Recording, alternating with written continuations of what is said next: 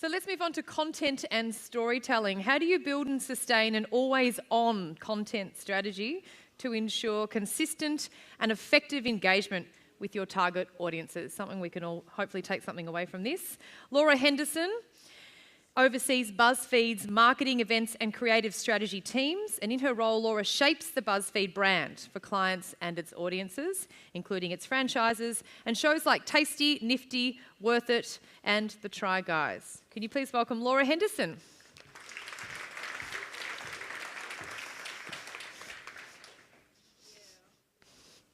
Hello, good afternoon. How's everybody doing? Okay, I'm in the lull afternoon spot, so I feel like I always need to start by shouting and yelling and seeing how everyone's feeling, but we're all doing okay, so that's good. So about a month ago, I was having a pretty normal Sunday, buried in my phone, not really listening to people around me, distracted, just endlessly scrolling while my husband watched the Super Bowl. And suddenly something caught my attention. And it was this big, glorious man and his infectious accent speaking to me through the television. And I knew in that moment that I had to come to Australia. I had been promised Hemsworth, and so that's why I'm here today. In all honesty, I think the Super Bowl ad that Tourism Australia did was an absolute moment of brilliance. This is an ad that cut through, that people wanted to listen to, and then they wanted to talk about. At BuzzFeed, we do a lot of similar content. We obsess about Australia. We spend a lot of time talking about it. And we obsess about the stuff that people want to share and want to talk about.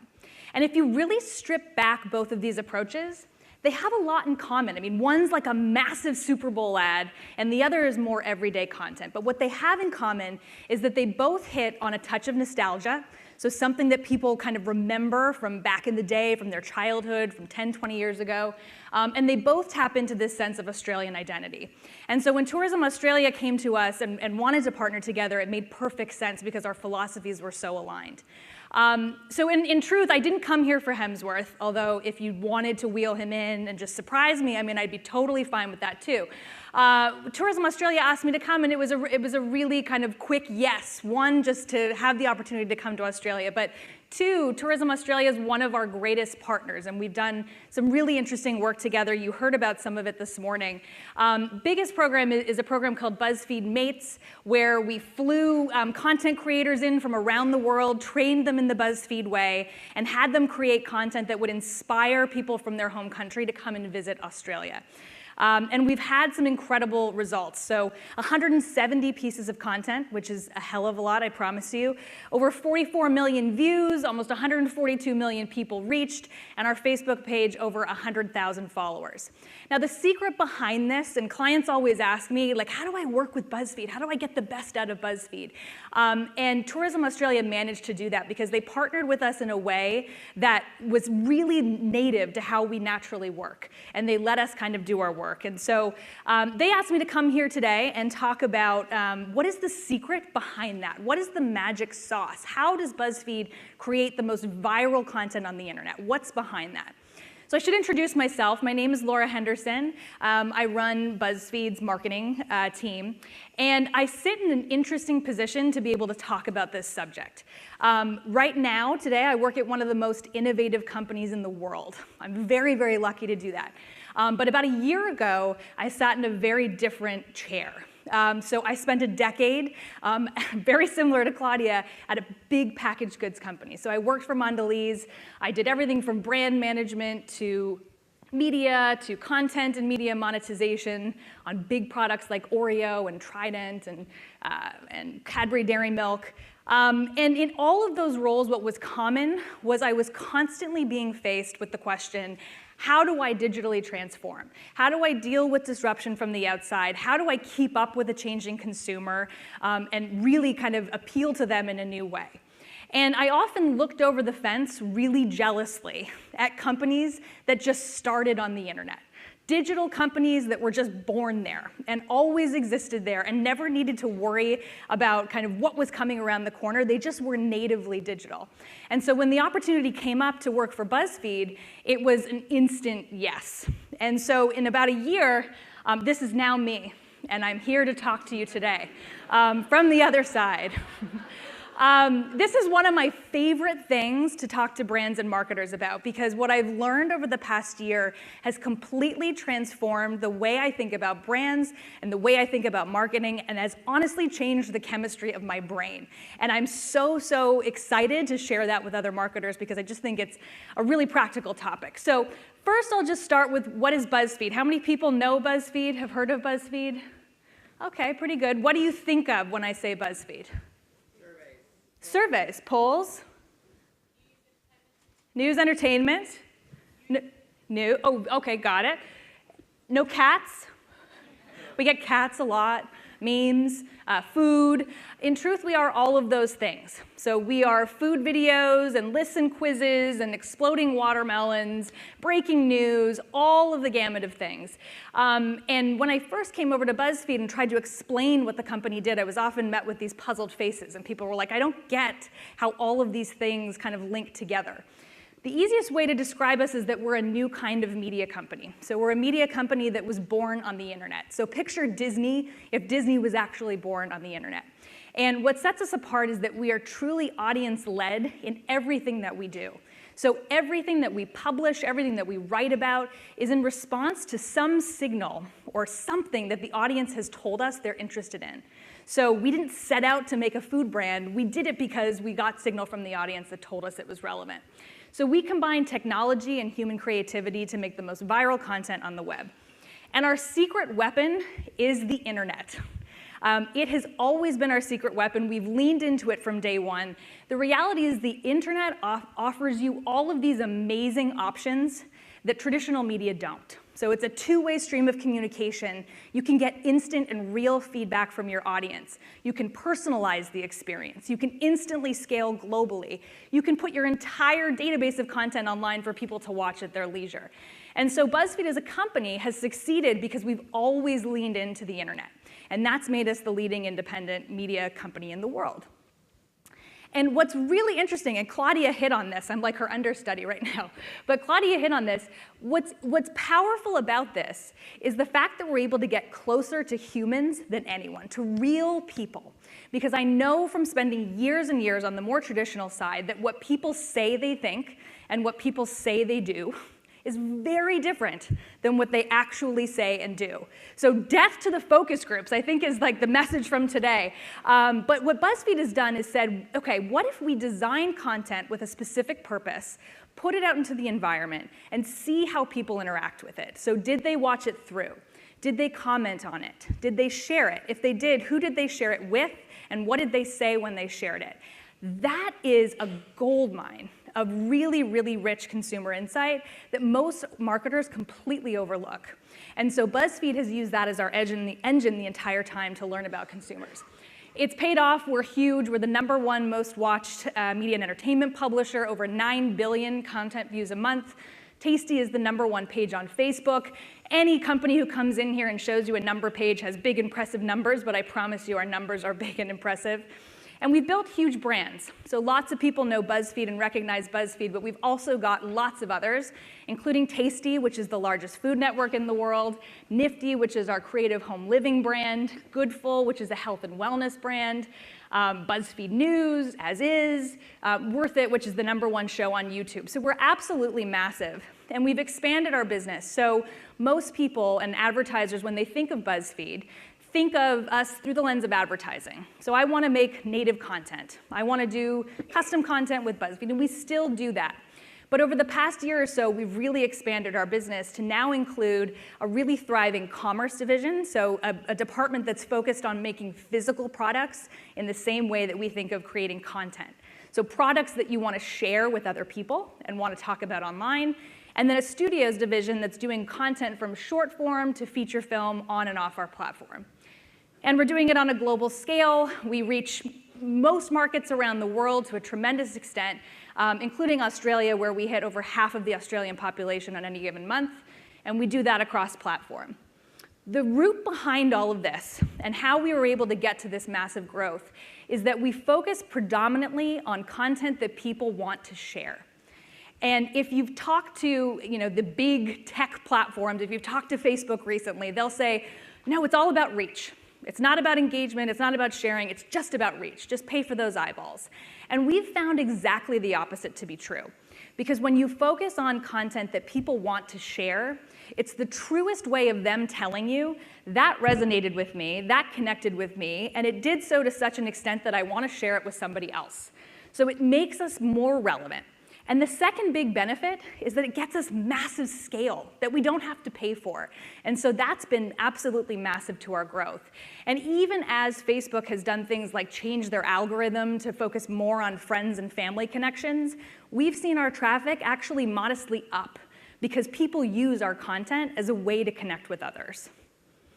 As a result, we're massive. This is US numbers, but I will tell you, once we get the proper data, it will be very similarly matched in Australia and other markets around the world. I almost fell out of my chair when I saw this. We have the 5th largest audience in the US, behind Google, Facebook, YouTube, Amazon, and we are the only one on that page that is not a platform. And we have the 3rd largest audience when you look at millennials.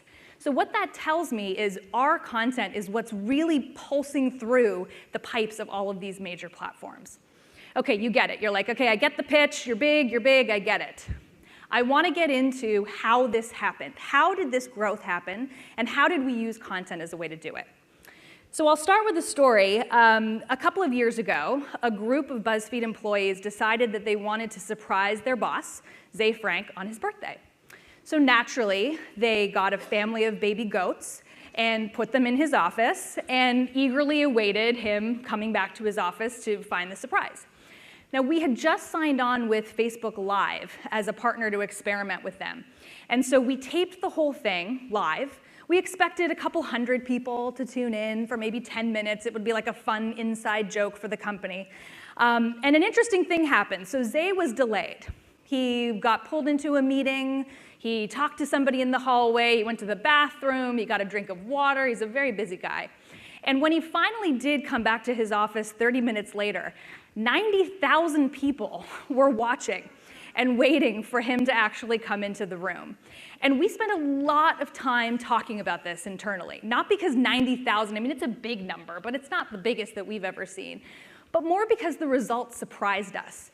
So we thought a lot, like, what is it that made people want to watch this? Like, this is so ridiculous. Is it baby animals? Is it birthdays? Is it pranking your boss? Is it surprises? Like, what is it? And we realized that we were asking the wrong question. We actually needed to think more about the people who were watching this video. So what were they thinking? What were they feeling? Why were they doing this?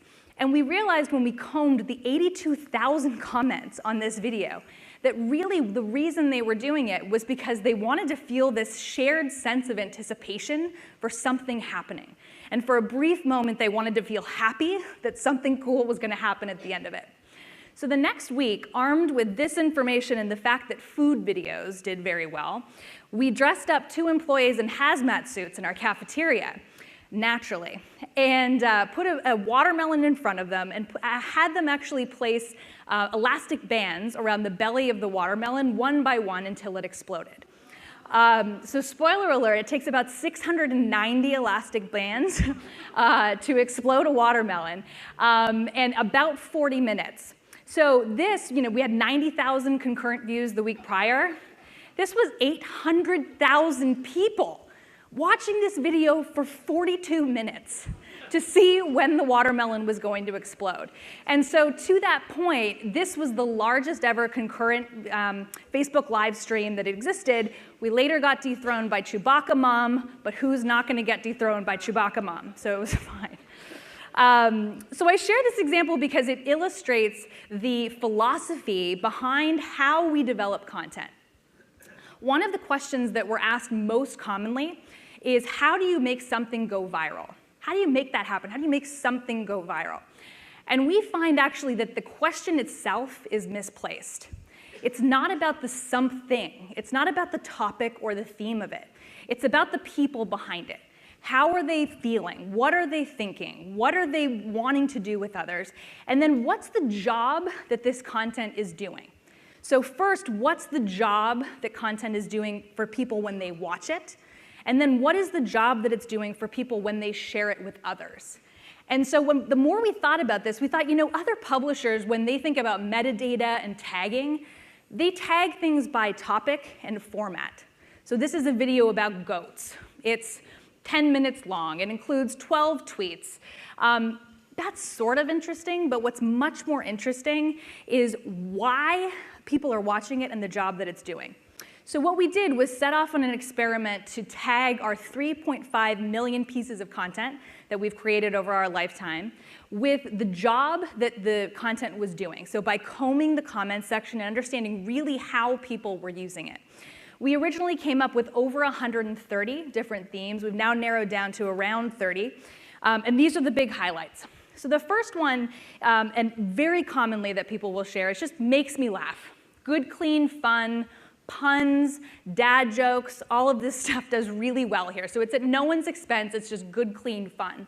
So an example of this would be 50 hilarious pregnancy memes that are so funny they'll make you pee even without sneezing. Very relevant for me right now, so I had to share. The second category is this is me, self-deprecating. So this is very much saying something about your identity and allowing you to make a joke at your own expense, but still saying this is who I am, and I want you guys to know my identity. So this might be things like, tell us about your Saturday and we'll guess how old you are. Or the 7 stages of working out. And you're going to share that and be like, oh my God, yeah, dead on the floor when I'm spending too much time in child's pose, like that's so me. And people will often share that. The third is helps me connect. So this is content that helps you connect with other people, helps you connect with friends and family, helps you connect with those from far away. This might be things like 23 tweets that you'll want to share with your best friend immediately. And a lot of people, 9 in 10 people who comment on our posts will do so with a user @ tag. So they're specifically tagging somebody else who they want to see that. The next one is helps me. So helps me change how people see or think about others. So see the world from someone else's perspective. So this might be things like 20 times that Canada did crazy stuff that made Americans say, what the fuck? And I'm Canadian, so I feel like I need to just also use that example. Or it might be 23 of the best comfort foods from other countries, so helping you learn about someone else's perspective. And then the last one is makes me feel something. And this is about kind of making people believe that there's still good in the world. And they share a connection around that. One of our most popular posts of all time is 21 photos that will restore your faith in humanity. And this did well, it did okay, several years back. We reposted it the day after the Boston Marathon bombings, and it absolutely exploded. So it shows that people were really using it for a purpose to share with somebody else. So if you think about that underlying philosophy, I'll share kind of how we've applied this to our business. So how many people have seen Tasty? No Tasty, yes. And even if you don't have your hand up, I bet you have seen it. So the top-down food videos that are in your Facebook feed, those are often from Tasty. Tasty, most people are surprised when I tell them, was actually a complete accident. So this was not a room full of people saying, we really need a food brand. Like, let's do food. Let's hire chefs and experts. Let's do focus groups. It was a complete accident. So it was actually a team of video producers who were tasked with experimenting on Facebook video.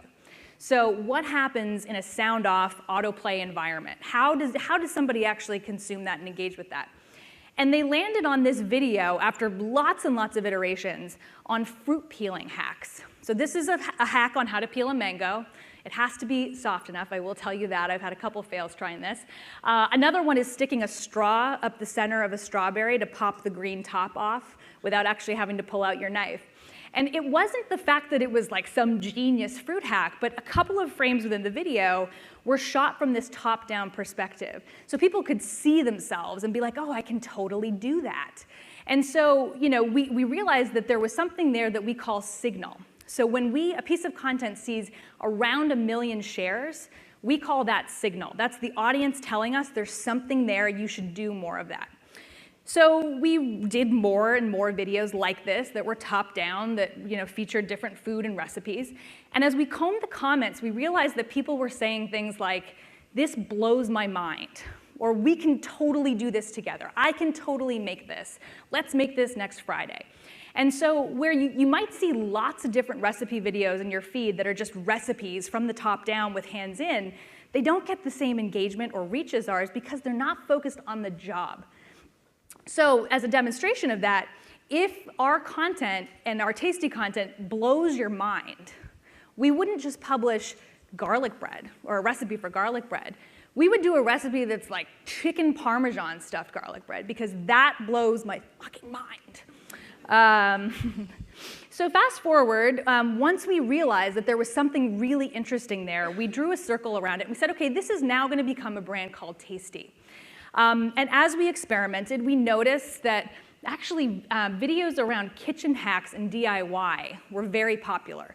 So as you're cooking in the kitchen, here's a hack on how to clean up, or here's where to store your pots and pans, and all of that was happening under the Tasty umbrella. And we realized there was enough signal that we could actually spin off an entirely new brand called Nifty. So again, wasn't started with the premise of a DIY brand, but spun off of Tasty. Fast forward to today, so about 2 years later, Tasty is the biggest food network in the world. It is the #1 page on Facebook. Within Australia, we reach almost 60% of millennials on a monthly basis, and 2 in 3 people who watch a Tasty video actually make it. So by accident, we've created this brand that's democratized food for the world and taught a whole new generation of people how to cook, which is insane. I mean, it was never the intent. Beyond that, what's been really interesting is now we've turned this from a format, a very simple hands-in format, into a brand that now includes physical products and shows and partnerships. A couple of examples of this. Last summer, we were reading in our comments that people were saying, I love your recipes, but I can't find them after I see them in your feed. And I can't keep up with them when I'm cooking in my kitchen because I've got crap on my fingers and I'm trying to pause the video and like, why won't you just tell me step by step? So we launched the Tasty app, which featured the entire catalog of recipes. It broke videos down step by step. And we launched a companion device called the Tasty One Top that is connected to the app and cooks your food to the exact time and temperature contained in the recipe, which was pretty insane. Just a couple of weeks ago, Tasty launched a 90 SKU range of kitchen cookware with Walmart across 4,000 stores in the US. And anyone who's worked with one of these big retailers knows that is no small feat, and certainly no small feat for a brand that's under 2 years old. So the lesson here for marketers and people behind brands is allow the path to be revealed. Marketers and traditional marketers often build the roof first and then put the house underneath it. What BuzzFeed does is go column by column and then put scaffolding on top. So we don't start out with a huge strategic plan and size of the prize and massive competitive analysis. We don't define really tightly what the brand is and what it isn't. And we certainly do not do any focus groups.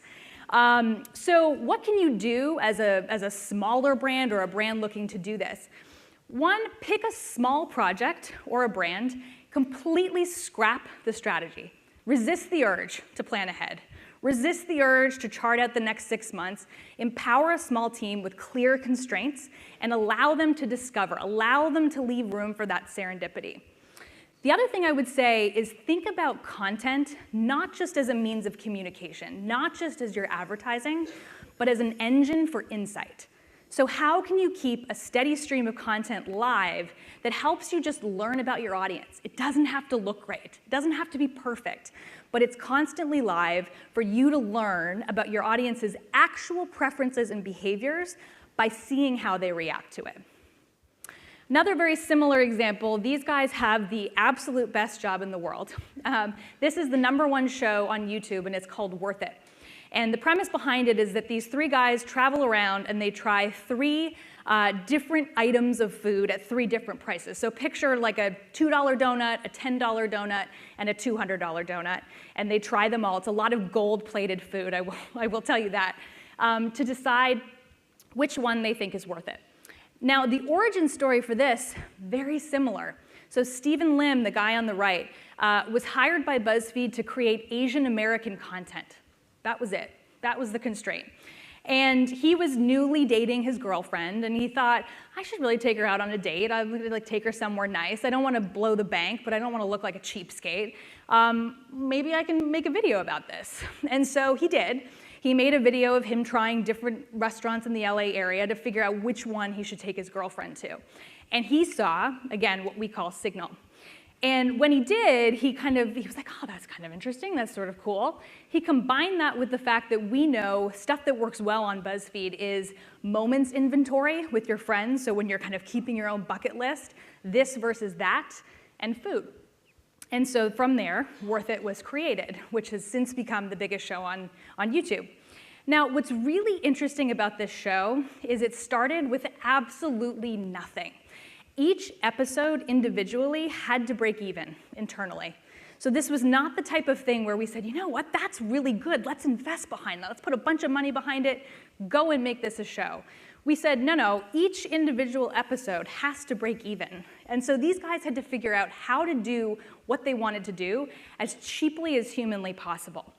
The other thing that's interesting is this is a show that's not block produced. So other TV networks will shoot a pilot, they'll get signal, they'll produce the whole series, and then they'll sell it to advertisers and say, insert your brand. These guys shoot week to week, which means every week we can actually react to what the audience is saying or how a brand wants to be integrated, and so it keeps us nice and flexible.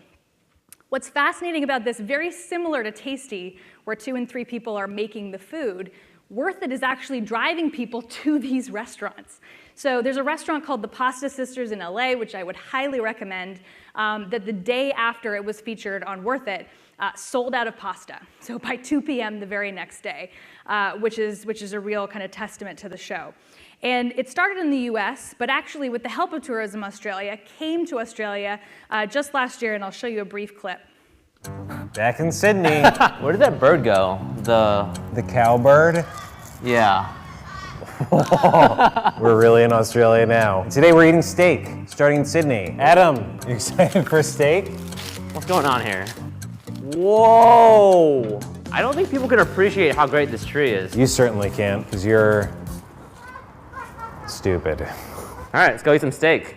Get your saliva rolling. Today, on Worth It Australia edition, we're gonna have 3 steaks at 3 drastically different price points to find out which steak in Australia is the most worth it at its. So $16 steak versus $150 steak, and they tried lots and lots around Australia. This is an interesting example because it wasn't under the Worth It umbrella, but it was an example of where BuzzFeeders saw that there was something that was working around like trying these destination restaurants and then posting about it. And so they went to somewhere called Mork Chocolate, which I think is around the corner from here in Melbourne, that does something called a campfire hot chocolate. My pregnant butt, I'm surprised I have not been able to get there yet, but I'm sure I will before I go. And so that's a great example of adapting something that works well in one market and then very quickly making it work in another. So the lesson here, I think, for brands and marketers is rewire for responsiveness. So many marketers are sitting there saying, I need to digitally transform. I need a digital strategy. What's my digital play? And actually, that's the wrong question. The question you should be asking is, how can I rewire my team to be much more responsive to changing consumer needs? And the way that we've done that is by using the internet. So ways that you can do this on a big brand, on a different company, one is start by thinking about the minimum viable product. So I shared the example with you on Worth It where each episode had to break even. So before you go for the big idea, go for the small one. Break it into a tiny little chunk and think about the cheapest way that you can possibly test it and put it in the world to get signal. So even if you have all the budget in the world, even if you can make it off the bat, you're going to be much smarter eventually if you can start out with a smaller chunk. And think about how you can quickly adapt and fast track things that are working in one area of your business and into another.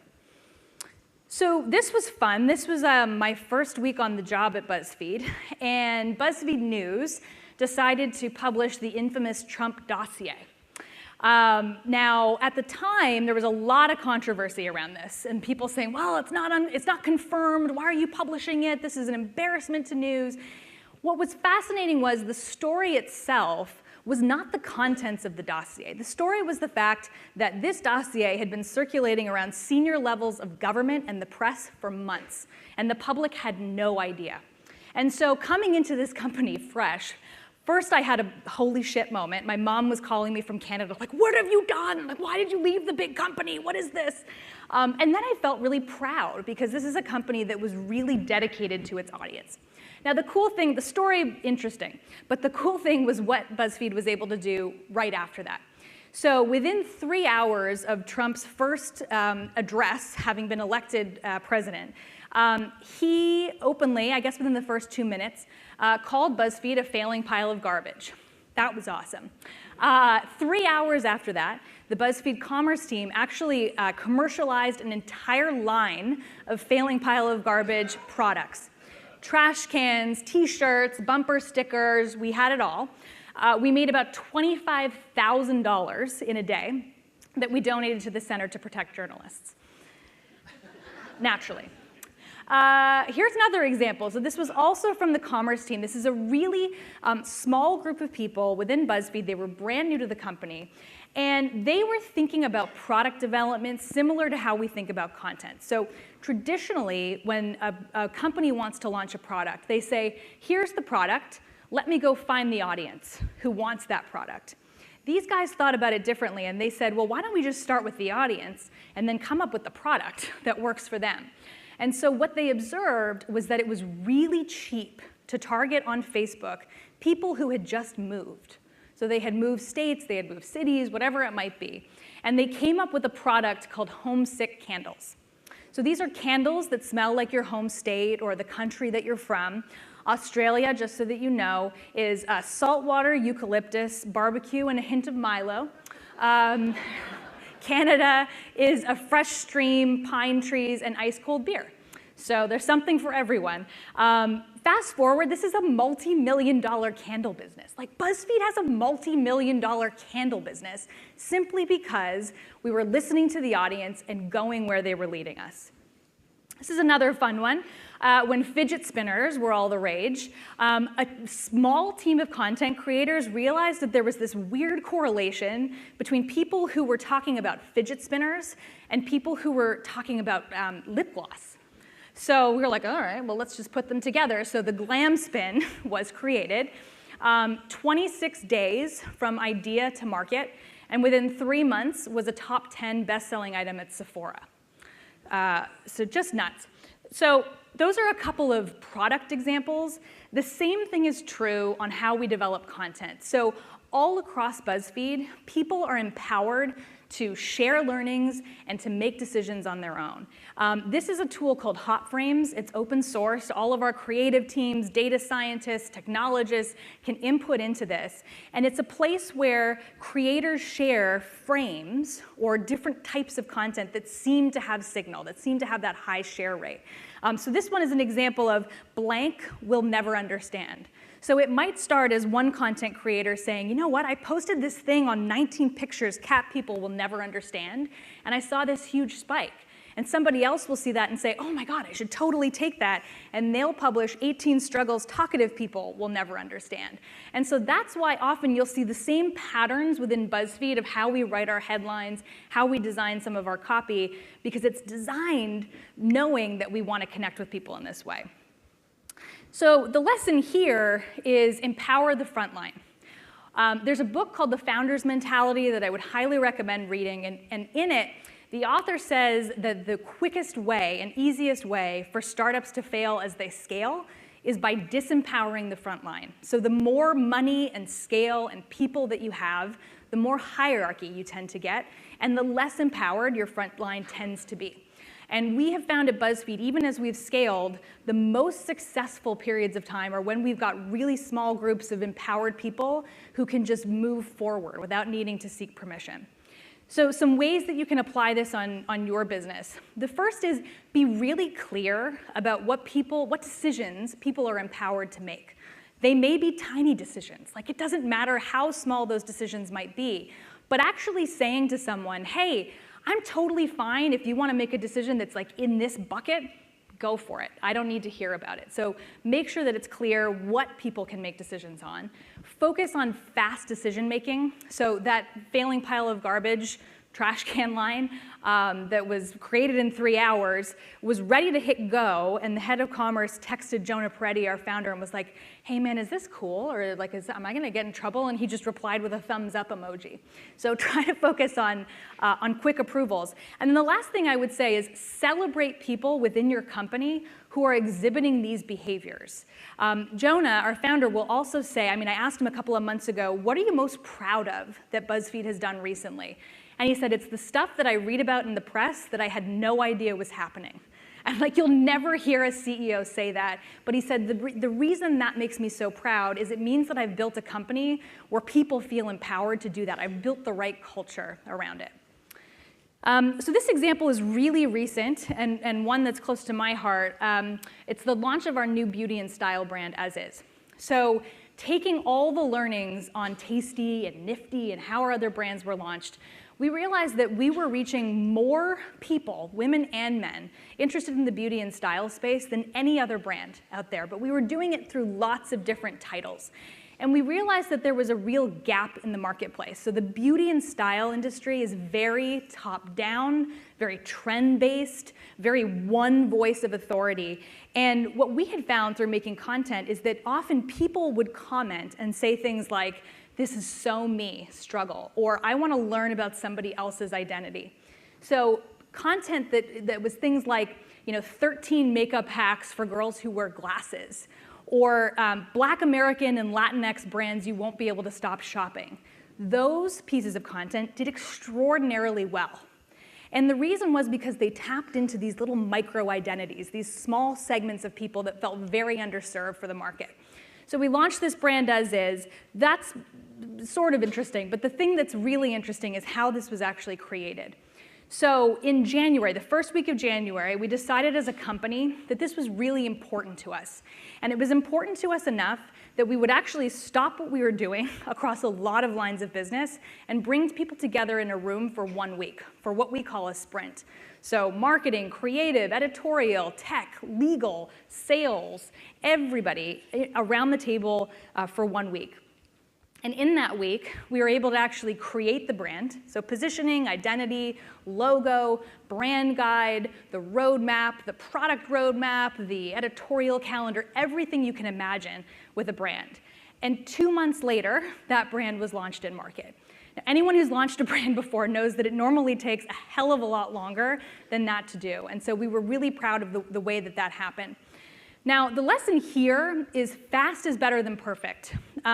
We could have spent, especially on a beauty and style brand, we could have spent upwards of a year perfecting this, making it beautiful, making every element just work. And instead we said, you know what, our competitive advantage is that we can move faster than anyone, which means we can get this live faster than anyone, and we can learn faster than anyone. And so that was the true advantage for us, was to get the feedback from the audience before anybody else could. So my advice for you on sitting in your shoes is, if there's something that is important enough to your business that you're all talking about it all the time, consider taking a pause to just focus on that thing. Like, take yourself out of the day-to-day, out of the everyday, and just focus on that thing.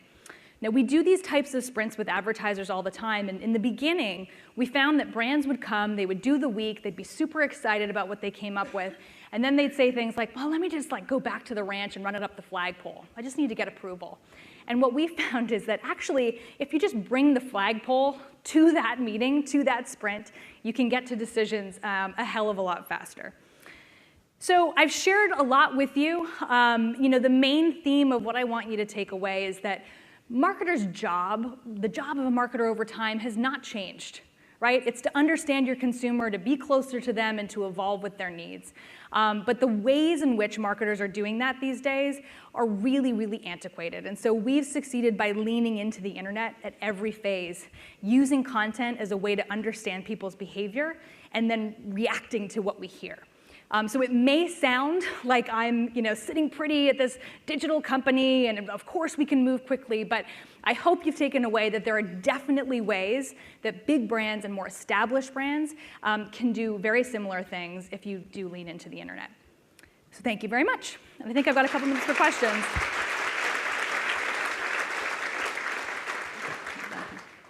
Thank you so much, Laura. No That was worries. fascinating, and it is such an while you were talking, I was sort of doing a bit of Google of like the net worth of BuzzFeed, and it's an incredible company. It's huge, yeah. So a couple of things I took away from it, and I would love to take some questions from the floor. It seems to me that it must be an environment where you trust each other and you empower each other. Absolutely. Because I think what I was hearing is I think a lot of us get caught up in, as you said, taking it to up the flagpole, having a process, having a, that needs to be approved by CEO, needs to go bang, bang, bang, bang, bang. But you're saying if you've got an idea, empower your workers and get it out there and just give it a go. Absolutely. That's Absolutely. Yeah, and I think the faster that you can get it out there to get feedback from someone, the better the advantage that you'll have.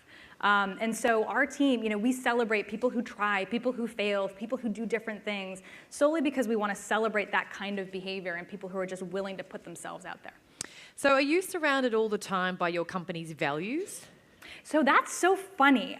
We don't have a values wall. Like, when you walk into a company and it's like, we believe in da da da da da, and like every company has a values wall. We don't.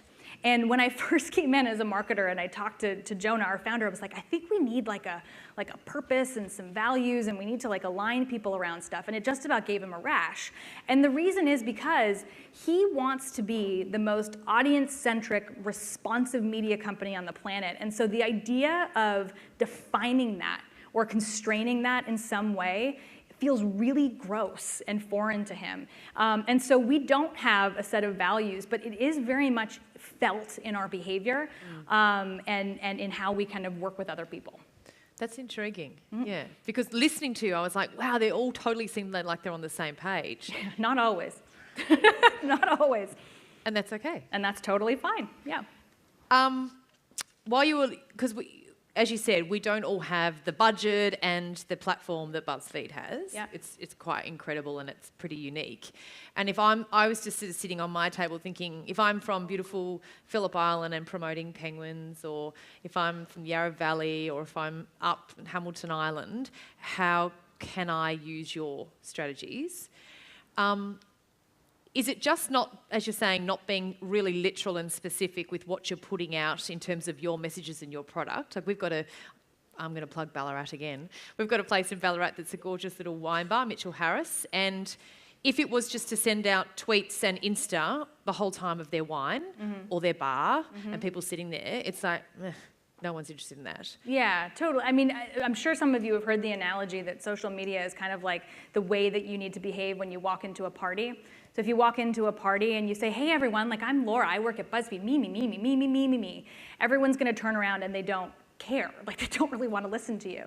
But what they do want to do is engage with you when you've said something interesting or something that resonated with them or something that like they didn't think about before. So that's certainly a piece of it. And then the other thing, just to hit on how you asked the question, BuzzFeed doesn't actually have massive budgets. Like we're a huge company. We actually have very small budgets. And we do that deliberately so that it encourages people to do just the smallest thing really fast. And then only once you've proven success, and like it takes a lot to prove success, do you get money. So we don't start out with from a place of like, you've got all endless resources, do what you can. We actually do the opposite.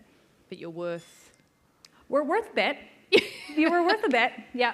And what I was going to say about the Ballarat wine bar is that they use, instead of promoting their products, they've got one of the owners is an anaesthetist, but he also happens to be the most incredible photographer.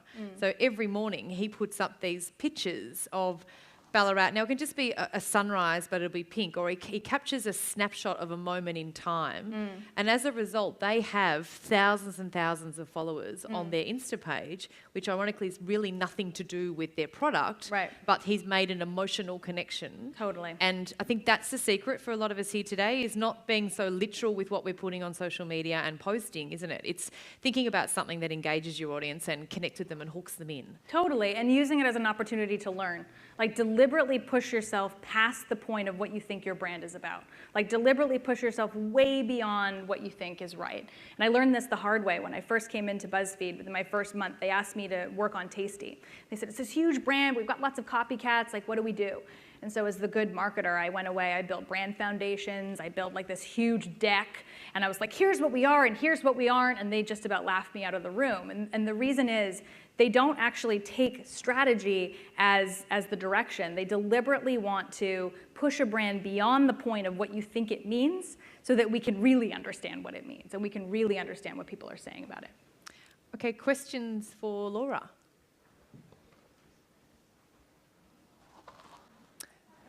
Yeah.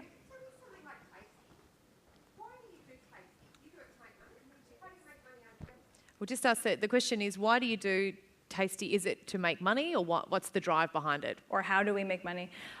So we do Tasty for the same reason that we do everything we do, which is that we feel we need to serve an audience need. And in this case, it was the fact that people were used to consuming food media from a fancy chef behind a counter with ingredients you can't pronounce, and were totally intimidated by the whole idea of cooking, and certainly cooking at home. And so we thought there was a real space to democratize food for people, to make it accessible, make it easier, and give them quick and fun and simple ideas. So that's why we do it. Do we make money off of it? Absolutely. We make a lot of money off of Tasty. So, one way is through advertising partnerships for sure, but now we've built a brand that we can sell physical products direct to consumer and shows and everything, yeah. More questions? I have a question. That's a fun mic. What is that? It's a box mic. It's a box mic, okay. I'm Maggie. I'm from the Star Entertainment Group. I have two very different questions. One is around the culture of the company. Yeah. How many people do you have, and do you have different offices in different locations? Yeah. The other question is around user-generated content. Yeah. How do you tie your content, which is professionally shoot, how do you tie that with the trend that people like to see user-generated content? Yeah, cool. So the first question, we've got 1,500 employees, around 19 offices around the world. So our two biggest hubs are New York and LA, but we've got offices all over. And the really cool thing is whenever a new market launches, they are completely empowered to operate however they want. There's nothing that's like, well, this is how we do things at BuzzFeed, you need to operate this way. They're empowered to discover whatever is relevant in that market, which is really kind of core to BuzzFeed. And then your second question around user-generated content, we are very, very interested in that. One is a way to learn about our audience again, and two, we use that content quite a bit. So we have a format called Add Yours, where we'll actually actively ask the audience, what's your opinion on this? What do you do with that? What's your favorite this? And we'll have people actually submit things, and we'll later use that within our content pieces. The second thing that we're finding is that these huge communities of BuzzFeed fans are just taking it on themselves. So BuzzFeed quizzes, I'm sure many of you have done a BuzzFeed quiz. They feel ridiculous, but they're unbelievably addictive. It's one of our largest franchises. Quizzes get more visits than the entire Vice.com website, which is sort of insane.